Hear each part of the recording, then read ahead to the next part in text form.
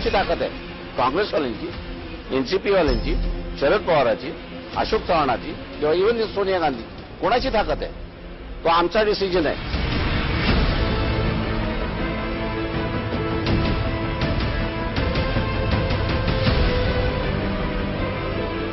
2019 नंतर नरेंद्र मोदीला तुम्ही पंतप्रधान केलं तर बँकेमध्ये ज्याचं डिपॉझिट आहे त्यांनी लक्षात घ्या.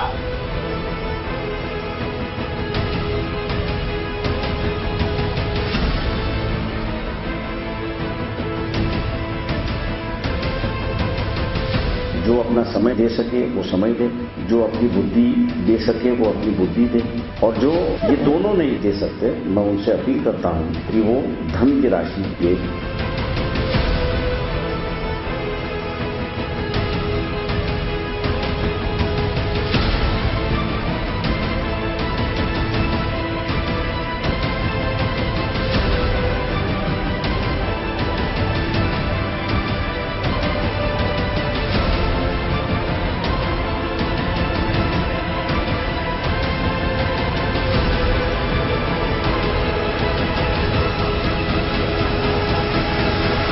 मैं ये समझता हूं कि समृद्धि भारत को और इकट्ठा भारत को बनाने के लिए आप वंचित बहुजन आघाड़ी को तन मन धन से सहयोग करेंगे.